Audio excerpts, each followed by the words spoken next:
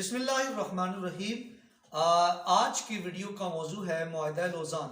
بہت سارے لوگ آپ میں سے جانتے ہوں گے کہ خلافت عثمانیہ کے اختتام پر انگریزوں کے ساتھ ایک بڑا معاہدہ کیا گیا جو 100 سال کے عرصے پر محیط تھا، جو 1923 سے لے کر 2023 تک نافذ العمل ہے۔ اس معاہدے کی تفصیل جانیں گے۔ اس تفصیل سے پہلے ہم تھوڑا سا اس کا بیک گراؤنڈ بھی دیکھ لیتے ہیں۔ ترکی جو موجود ہے، جدید ترکیہ، اس کی حیثیت اور آٹمن امپائر خلافت عثمانیہ میں جو ترکی تھا اس کی حدود بالکل مختلف تھی۔ تو میں آپ کے ساتھ اس پرانے خلافت عثمانیہ والے ترکی کی حدود شیئر کرنے والا ہوں۔ یاد رکھیے گا کہ آج کے زمانے کے جو بڑے ممالک ہیں، جن میں عراق، شام، مصر، لبنان، الجزائر، سعودی عرب، کویت، یہ تمام ممالک اس وقت خلافت عثمانیہ کے حدود میں، اس کے جغرافیہ میں داخل تھے، اور یہ شمالی افریقہ سارے کا سارا مڈل ایسٹ میں یہ ترکی کے ساتھ خلافت عثمانیہ کے زیر اثر تھا۔ لیکن یہ ایک مضبوط جو 600 سالہ خلافت عثمانیہ چلتی رہی، اس کا اختتام کیسے ہوا؟ یہ ایک ڈراؤنا خواب ہے۔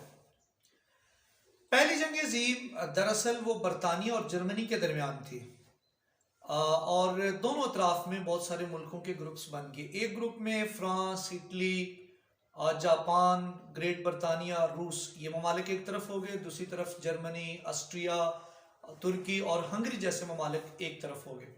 1914 میں شروع ہونے والی اس جنگ عظیم نے خلافت عثمانیہ کو نہ صرف ناقابل تلافی نقصان پہنچایا، بلکہ ہمیشہ کے لیے خلافت عثمانیہ کو ختم کر دیا۔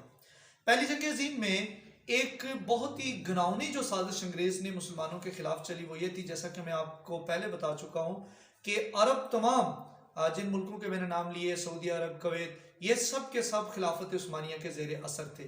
تو انگریزوں نے ان کو بغاوت پر اکسایا اور یہ کہا کہ آپ ترکوں کے زیر اثر کیوں ہیں اور وہ آپ پر کیوں حکومت کرتے ہیں؟ آپ ایسا کریں کہ اس جنگ میں ہمارا ساتھ دیں، اور ہم جو ہے وہ ان کو شکست دینے کے بعد، جنگ کے بعد آپ کو آزاد کر دیں گے اور آپ اپنی حکومت خود چلائیں۔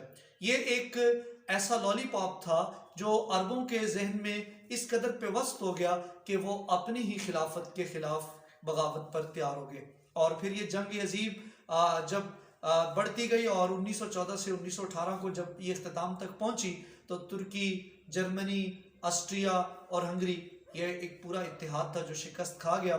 شکست کے بعد جو جیتنے والی جو پارٹی تھی، جس میں برطانیہ، فرانس، اٹلی مینلی جو اس کو لیڈ کر رہے تھے، انہوں نے ان تمام علاقوں پر قبضہ کر لیا، چاہے وہ ہنگری کے ہوں، آسٹریا کے ہوں، ترکی کے ہوں، ان سب پر قبضہ کیا اور ان کو آپس میں بانٹ لیا۔ اسی دوران خلافت عثمانیہ میں ان کے بالکل جغرافیے کے ساتھ یونان لگتا تھا، جس پر عثمانی خلیفوں نے ایک لمبے عرصے تک حکومت بھی کی تھی۔ جب انہوں نے یہ دیکھا کہ ترکی کمزور سے کمزور تر ہوتا چلا جا رہا ہے اور ٹوٹ کر حصوں میں تقسیم ہو گیا ہے، تو یونان بھی شیر بن گیا اور اس نے حملہ کر کے اناطولیہ جو موجودہ ترکی ہے اس کے بہت سارے علاقوں پر قبضہ کر لیا۔ ایسے گیر گزرے حالات میں ایک بہادر فوجی جسے مصطفیٰ کمال پاشا اتاتürk کہا جاتا ہے، وہ سامنے آئے۔ انہوں نے اپنی بکھری ہوئی فوج کو اکٹھا کیا اور یونان کے خلاف جو ہے وہ جنگ کا اعلان کر دیا، اور دیکھتے ہی دیکھتے انہوں نے چند سالوں میں 1919 سے لے کر 1921 تک 2-3 سالوں کے اندر بہت سارے جو علاقے ہیں وہ اپنے یونان سے واپس لے لیے۔ اب یہاں ایک خطرے کی گھنٹی دوبارہ بج گئی فرانس اور برطانیہ کے لیے، وہ اس طرح کہ عراق اور اردن پر برطانیہ کا قبضہ تھا، شام اور لبنان پر فرانس کا قبضہ تھا، جو ترکی سے علاقے الگ ہوئے تھے۔ اب برطانیہ اور فرانس کے کان کھڑے ہو گئے کہ یہ جو ترکی دوبارہ سے یونان کے ساتھ جنگ جیت رہا ہے، یہ عنقریب دوبارہ ہمارے اوپر حملہ کر کے ہم سے جو اپنے علاقے چھینے واپس لے سکتا ہے۔ تو انہوں نے ایک کمال چال چلی اور انہوں نے خود ہی ترکی کو مصطفیٰ کمال پاشا اتاتürk کی نگرانی میں ایک معاہدے کی پیشکش کی، جس کو معاہدہ لوزان کہتے ہیں۔ معاہدہ لوزان سوئٹزرلینڈ کے شہر لوزان میں ہوا، اسی لیے اس کو معاہدہ لوزان کہتے ہیں۔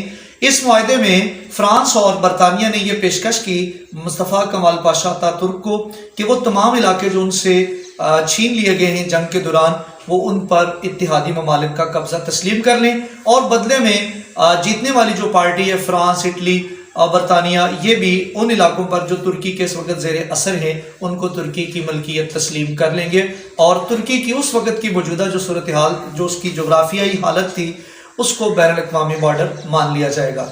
اس بات پر مصطفیٰ کمال پاشا اتاترک ایگری ہو گئے۔ اس کے علاوہ اور بہت ساری جو ہیں وہ پابندیاں اتحادی ممالک نے اپنی مرضی سے، اس لیے کہ وہ جنگ جیتے ہوئے تھے، وہ ترکی پر لگا دی کہ ترکی آئندہ 100 سال کے لیے اپنے جو ذخائر زیر زمین ہیں ان سے وہ فائدہ نہیں اٹھا سکے گا، اور ابنائے باسفورس سے وہ جو ہے وہ ٹیکس اور بین الاقوامی تجارت سے اس طرح نفع نہیں اٹھا سکے گا جس طرح ترکی کی مرضی ہوگی۔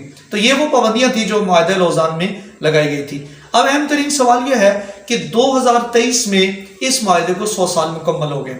اب ہم یہ کہتے ہیں کہ خلافت عثمانیہ دوبارہ قائم ہوگی، تو یاد رکھیے گا کہ وہ ممالک جو ترکی کے ہاتھ سے نکل گئے، جو آج کل مصر، شام، عراق، لبنان، الجزائر اس شکل میں موجود ہیں، اب ان پر دوبارہ قبضہ ممکن نہیں ہے، اور کوئی بھی ایسا ملک بے وقوف نہیں ہوگا کہ وہ ان آزاد ممالک کے اوپر حملہ کر کے ان کو اپنے زیر اثر کرنے کی کوشش کرے۔